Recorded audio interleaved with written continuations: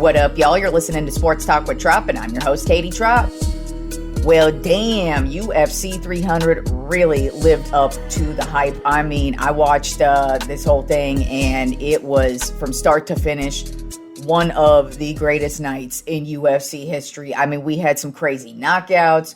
We had some great wins. But the two big fights of the night and the two big surprises of the night were definitely, of course, the main event, Pereira with a round one knockout of Jamal Hill, and it was sweet, and he took care of business right away. So he maintains his belt, and then the BMF belt, the bad motherfucker belt, ended up going to Holloway. Max Holloway with literally a last-second knockout on Justin Gaethje, and it is one of the craziest sequences you will ever watch because he straight up walks to the middle of the octagon, points like, "Walk over here, bitch. Let's just battle this out," because we've only got like, I think at that point it was only like 10 seconds, 20 seconds left in the round, and it was either going to go to the card or somebody was going to get knocked the fuck out, and Max Holloway just delivered one of the most insane knockouts in UFC history. I mean, I don't think anything's going to beat the knee kick from years ago. That's one of my favorite ones. It's just where, oh my God, I can't remember his name off the top of my head right now, but y'all know exactly what I'm talking about. The knee kick right as soon as the bell dings, boom, hits him right in the face and knocks him out. That's my favorite one, but this Holloway on Gaethje, it was just crazy to watch him go right into the middle of the octagon, and they just start slugging away, and boom, Holloway just knocks Gaethje out cold, and it was beautiful. It was a beautiful thing to watch, and then, I mean, even right before the main events, in the preliminaries, the last one, I can't remember, it was two European guys. The guy who won is Yuri. That was his first name. I can't even attempt to pronounce his last name. But man, that guy, he was getting just killed in the first round. He could barely stand because he was the leg kicks were just killing him. And he could barely get his stance going. And then he almost just kind of lost his way, but was able to stay in it. And then in the second round, he just comes right out, gets the second win, and just knocks a motherfucker out. He moves on too. And then Holly Holm also lost as well. She got just dominated in her matchup as well. So by Harrison, she owned it. It wasn't even close, and it was just a great night of UFC and a great night of fights. And I don't know what's going to top that because the card was stacked to begin with, but it definitely lived up to the hype. All right, now let's get to the NBA play-in tournament. That begins tonight. We have the Western Conference matchups tonight. Then we have the Eastern Conference matchups tomorrow, and then the loser brackets, I guess you will call them. They will be on Thursday night. So we've got playoffs right around the corner. They will be starting over the weekend. So we will see the couple of teams that end up making it into the playoffs. So let's begin with tonight. In the Western Conference, we first have my Los Angeles Lakers going up against the New Orleans Pelicans.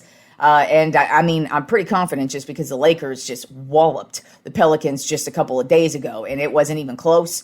It was just straight up Laker domination in every single way, shape, and form. I don't expect it to be that type of domination because it is definitely a high-stakes game for the playoffs. I expect the Pelicans to come out strong, but the Lakers, I feel like, are going to be fine and move on. Now, the unfortunate thing is if the Lakers win tonight, that means they move on and get to play the Denver Nuggets in the first round. And if you don't know, the Lakers haven't beat the Denver Nuggets in quite some time, beginning with last year's postseason when we went up against them in the Western Conference Finals and couldn't get one win in that matchup there. So we'll see what happens here. But I mean, I of course want them to win. I don't care who they face. I mean, it's the playoffs. You always go up against good teams. So I have the Lakers winning that matchup. Then the second matchup in the Western Conference play-in tournament, the Golden State Warriors versus the Sacramento Kings. I do have the Kings in this matchup. The Kings have been very up and down all season long. They've actually played down to their opponents, and so I wouldn't be shocked if Golden State, because, Golden State, they know what to do when it comes to postseason time. They know how to win this time of year, even though they are in disarray. This has not been a good season at all for the Warriors. As a matter of fact, it's pretty shocking that they even made it to the postseason. Well, the play-in, I guess, isn't technically the postseason, but who cares? But I do think the Kings are just overall the better team. The Warriors, like I said, they've just had a terrible year. And it just kind of feels like they're ready for this season to end because it's been that bad. So I've got the Kings winning this one against Golden State. And so that means I've got both the Lakers and the Kings moving on. I've got the Lakers moving on. And then so that would mean the Pelicans would be playing the Kings. And then in that matchup, I would take, that's tough. I would probably actually take the Pelicans in that matchup just because I think the Pelicans got the better defense. And the Kings, they just aren't consistent enough. So I have both the Lakers and the Pelicans moving on to the postseason. Then in the Eastern Conference NBA play-in tournament, that will be tomorrow. We have Miami versus Philadelphia, the Miami Heat versus the Philadelphia 76ers to start. The 76ers haven't looked too bad since Joel Embiid's back from injury, so that's good. But then again, they're going up against the Miami Heat, who they went on a big run last year beginning in the play-in tournament. So this is a team that knows how to win in the postseason. And with the way the 76ers have been playing, they just haven't really, they aren't gelling. They just don't look like a really good or consistent team. I'm going to go with the Miami Heat in this matchup just because they always surprise come postseason. And they have eliminated the Philadelphia 76ers in the past recently. In the postseason. So I've got Miami Heat moving on in that matchup. And then we have the Atlanta Hawks versus the Chicago Bulls. And this one was tough just because both teams are pretty terrible. I don't think it really matters which team wins because I feel like they're going to be gone immediately. I'm going with the Bulls. Not really sure why. I mean, it's mostly just because I feel like they are playing better basketball right now. The Hawks are actually playing pretty well the last couple of weeks, maybe month, but I just went ahead and went with the Bulls on this one just for shits and giggles. So I have Miami Heat moving on to the playoffs. So then that means I would have the Philadelphia 76ers going up against the Chicago Bulls for the second spot in the Eastern Conference playoffs. And in that matchup, I would take the 76ers just because Chicago not really convincing me here that they're a good team. Whereas the 76ers, hey, they still have Joel Embiid and Tyrese Maxey's having a great year. So I got both Miami Heat and the Philadelphia 76ers moving on for the Eastern Conference into the playoffs. So we'll see where we're at on Friday because that's when we will know the official matchups headed into the playoffs, and I'll be making my official playoff predictions and ultimately who I think is going to win it all this year. I guess I'm just going to say it right off the bat. I'm probably going to end up with the Denver Nuggets as my champions because, honestly, nobody's really playing any better basketball than them. But that's why we play the playoffs because anything can happen. But play-in tournament begins tonight, Western Conference matchups, and then tomorrow, Eastern Conference matchups, and then the last couple of matchups will be on Thursday and Friday, I believe. But who cares? All right, so moving on to the Tropp 10 MLB Power Rankings for this week. We actually do have we have a couple of teams that we haven't discussed yet, and then we still have some of these teams that wasn't sure if they'd stick around for a while, but here they are for a second week. We'll see how long they last, but there's a few of them that I'm still shocked that they're up here, and there's actually a couple that are ranked pretty high, but it's early on in the baseball season, so there's not a lot of separation between a lot of teams right now. So let's begin with number one on my Tropp 10 MLB Power Rankings for this week. I have the New York Yankees, overall record of 12-4. They're 7-3 in their last 10 games. By the way, the records that I'm taking into account right now do not include Monday if they played because, like I said, I did not do a Monday show yesterday because I went and saw Madonna last night, and sorry, priorities there. But I did already kind of outline the show before today's show. I did it yesterday, actually. So these stats are actually, if they played yesterday, then it what happened yesterday is not actually in the stats. This is, if I did a show on Monday, this is what their stats are. So if they won yesterday and you're like, bitch, they won yesterday, well, I'm not talking about yesterday. We're acting like this is a Monday show, even though it's technically a Tuesday show. But anyways, number one this week, New York Yankees, overall record of 12-4, 7-3 in their last 10 games. And, the guys that they signed in the offseason are paying off, beginning with Juan Soto. Of course, they trade for him in the offseason, and right now he's batting a .344, 3 home runs, and 15 RBI. So the guy he's at least getting his worth, at least so far, and he's definitely providing them a huge source of offense. And it's actually pretty odd because, it feels like everybody on this batting lineup is providing some type of offense, except for Aaron Judge. Now he's still having a solid season, but he's not the main source of offense. It's not, hell, Soto isn't even the main source of offense. They've got Volpe stepping it up. They just have a lot of different guys stepping it up right now. And then of course you turn to the starting pitching, which is playing really well without Cole, and that was the main concern. So it's going to be interesting to see if the Yankees keep up with the starting pitching, and how well it's doing, because Cole comes back. This is going to be the best starting pitching in the league, more than likely. You got Stroman right now, who is just pitching lights out in every game he's been in so far. He is just killing it. And, right now, Yankees look pretty solid, and they look like the top team in the league to me, at least for now. Then at number 2 on my top 10 MLB Power Rankings, I have the Cleveland Guardians, overall record of 11-5. They are 7-3 in their last 10 games, and this team has just been, they've had their down moments, but man, they've really, first of all, been able to overcome. They lost Shane Bieber for the entire season, and he started off looking like Cy Young form, looking like, oh God, we're going to get this guy back, and unfortunately, he gets hurt. So you're thinking the Guardians are going to take a step back, but actually their offense is just lighting it up. You've got Josh Naylor having an insane year, batting a .347 with 4 home runs and 12 RBI. And then, of course, you got Jose Ramirez having a great year as well, batting .246 with 3 home runs and 12 RBI. So they're really having no issues with the offense, which has kind of been a problem for them in the past. It's usually their starting pitching is excellent, and then their offense is just okay. But it's actually the opposite right now. They are having no issue scoring runs. Their starting pitching, not bad. It's actually been able to kind of overcome the bumps. The relief pitching, very good. So it's going to be interesting to see what goes on with the Guardians, because they are in a terrible division. So if they just are able to at least maintain even decent play throughout the season, they should actually easily win this division. Then at number 3 on my top 10 MLB Power Rankings of the Kansas City Royals, overall record of 10-6. They are 8-2 in their last 10 games, and that's why I've got them ranked so high. I couldn't overlook how well they were playing, because, I didn't think the Royals were going to be good at all this season, but you can't take that into account. You just got to look at how they're playing currently right now, and right now the Royals are the hottest team in the league. They are led by right now Perez, their catcher. This guy's a old-ass journeyman, and he is leading all these young guys, because this Royals team, the reason why I overlooked them is because it's a very young team, so they don't have a lot of experience, and there's a lot of what-ifs on the team. But Perez has really taken over, and he's batting .339 with 4 home runs and 15 RBI, so he's having a great year.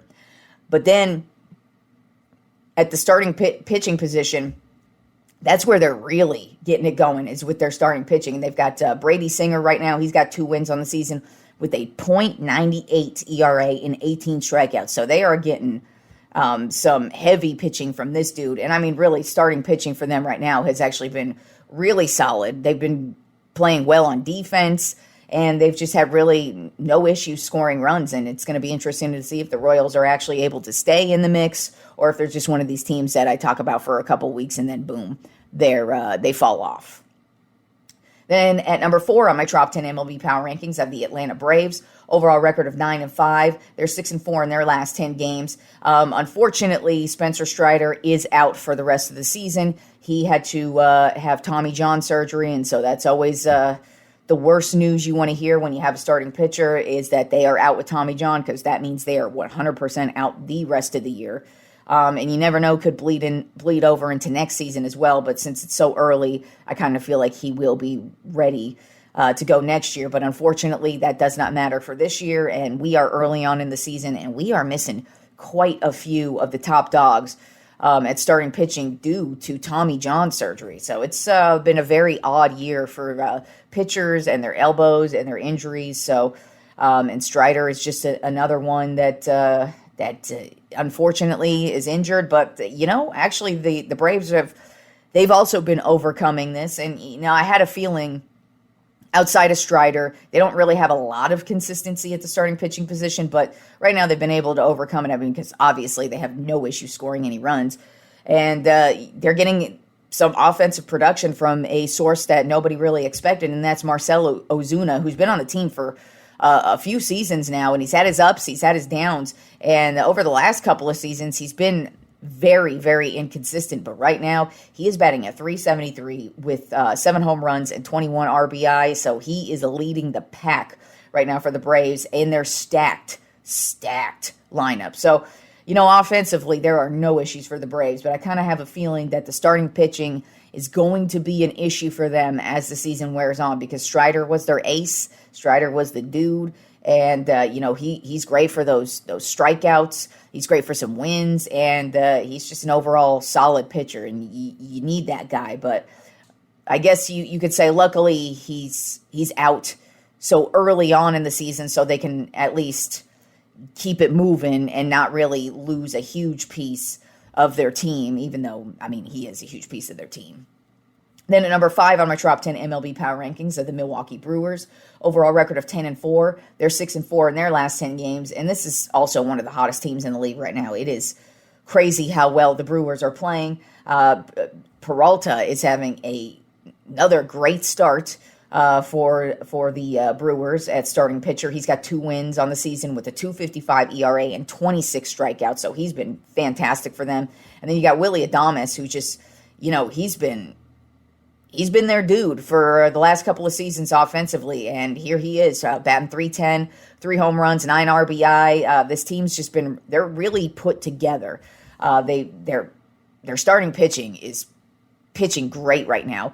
Relief pitching, not doing so bad themselves. And then, of course, offensively, not having any issues. Yelich, he's having another solid season, so we'll see what we got from him. And then defensively, they are a really, really good team defensively. So the Brewers, I kind of feel like, are going to be a team that we're probably going to hear from throughout the season.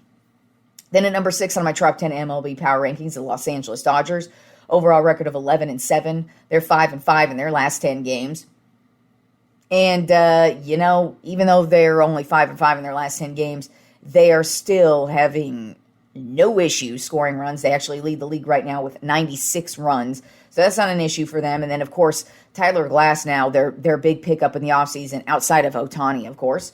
But Glasnow has been money for them so far. He's got 3 wins on the season with a .225 ERA and 29 strikeouts, and he really hasn't had a bad game yet. And he's just dominating every single time he goes out on the mound. And then, of course, Mookie Betts is just on fire right now, batting at .357, 6 home runs, and 16 RBI. Freddie Freeman also, of course, being Mr. Consistent, having no issues getting on base and scoring runs.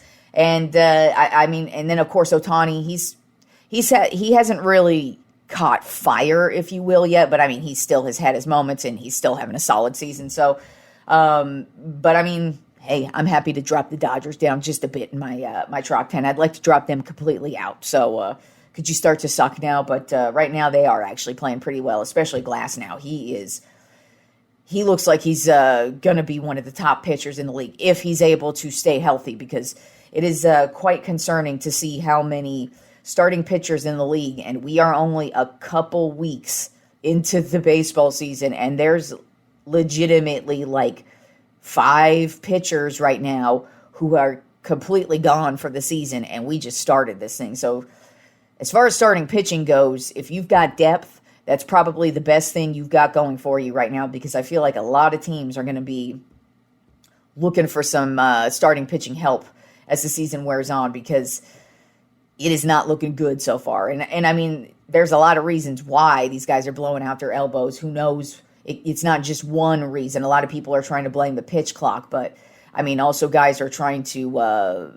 really throw really hard pitches. A lot of guys are trying to always throw 100 miles per hour on every pitch, and it's like you don't really need to do that. But I mean, like I said, there's many reasons why a lot of these guys are getting injured, but Glasnow right now is looking solid, and hopefully he does not get injured, because even though I hate the Dodgers, you do like to see a guy like this dominate and have a good season and keep it up throughout the season.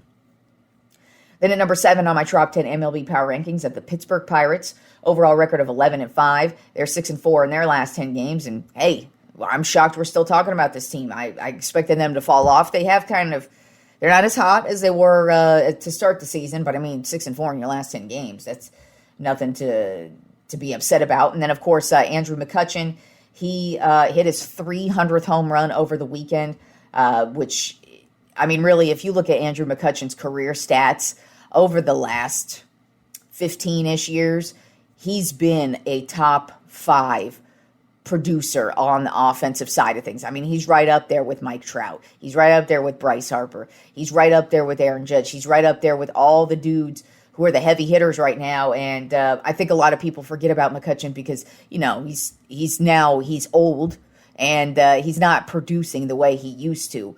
But even so, he's still a legendary player, and it was cool to see him hit his 300th home run and just hit that mark, because the guy has been one of the most consistent baseball players, and he's also just a level-headed guy who just goes out there, plays baseball, and just wants to contribute to the team, and it doesn't seem like a big egomaniac, and just always goes out there and plays hard. Still defensively, I mean, he doesn't make the type of defensive plays he used to, but still, you don't want to hit out near McCutchen. I feel like the dude still can make the big plays.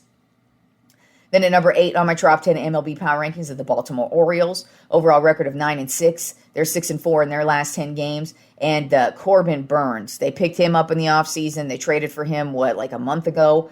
And he has been money. He's got 2 wins on the season with a 2.28 ERA and 25 strikeouts. He actually just murdered the Brewers. That's his old team, and they just played them over the weekend, and he mowed them down. So, and it's not just them though. He has been having a solid season, and this looks like the best pickup for the Orioles, because now they've got Jackson Holiday, who they just called up. They've got all their young guys. They've got the veteran guys, and now you got Burnes, who is a solid starting pitcher who's going to carry them throughout the season. So, going to be interesting to see Baltimore. I feel like they're going to start getting hotter as the season rolls on.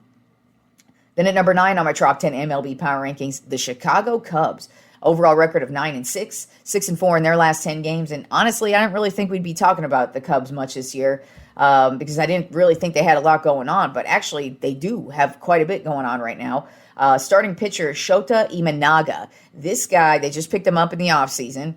I believe he's from Japan. He's either from Japan or Korea. I can't recall which one he's from, but he is one of these great Asian players that was picked up in the offseason, because there were quite a few from Japan and Korea who were picked up in the offseason and are actually just playing really solid right now. And Imanaga is one of them. He's the starting pitcher for the Cubs, and right now he's got 2 wins, a 0 ERA. Ain't nobody scoring on this dude right now, and he's got 16 strikeouts. So he has come right out the gate for the Cubs and just looked great. Then they also have Michael Busch, who is just producing a whole lot of offense for them right now. He's batting at .327 with 5 home runs and 11 RBI. And the Cubs, one of the most surprising teams right now. Who knows if they're going to be able to keep it up, because I didn't really have a lot of faith in them. But, I mean, you got Imanaga here pitching at a high level, and it just this early on. If he's able to keep that up, he's definitely going to be a gem for them. And the Chicago Cubs offense is pretty solid. I don't feel like they're going to have many issues scoring runs, because they do, they got Bellinger. He's playing well right now, and they offensively, I don't see a problem. So we'll see if Imanaga is able to kind of just keep it moving with this 0 ERA and just keep getting some wins for the Cubs. And then rounding out the top 10 MLB Power Rankings this week, I have the Arizona Diamondbacks. Overall record of 8-8. They are 4-6 in their last 10 games. But really, I look at the Diamondbacks, and you can see that they are a good team. It's just they've suffered a few setbacks with some of their losses. But it's a long baseball season, and so I look at them, and they are a very talented team. They have got some good wins. And then, of course, you've got Zach Gallen already having a great season with 3 wins, 1.64 ERA, 26 strikeouts. And then you've got Lourdes Gurriel Jr., who he's been a guy who would provide a spark of offense every once in a while here and there over the last couple of seasons. But now, this year, he is right now their top guy behind the bat. He's batting .297, 4 home runs, 18 RBI on the season. And then, of course, Christian Walker is also having a phenomenal year right now. And they're really just starting to get it together. Corbin Carroll has kind of been quiet just a bit. So I expect him to find his way as well. I mean, I don't expect him to be quiet for very long. That's the reigning rookie of the year. And coming off of the season he had last year, I expect him to step it up a bit. But I look at the Diamondbacks, and I could really just see how good this team is. And they've got such a young core. And, I mean, they are coming off of a World Series. It was a loss, but they still were in the World Series for the National League, and so you can't write that off. And you look at them, the starting pitching looking really solid right now. And then, of course, like I said, Gurriel, you've got him stepping it up, being a really top dog, along with Christian Walker. And then, like I said, I feel like Corbin Carroll's going to be coming around here any minute. So that is the top 10 MLB Power Rankings for this week. We're going to actually have a special bonus episode tomorrow. It's going to be the GOATs Part 2, so look out for that. And then, of course, I will talk to you guys on Friday, where we will be talking NBA playoff basketball, and hopefully my Lakers will have moved on. So I will talk to you all on Friday.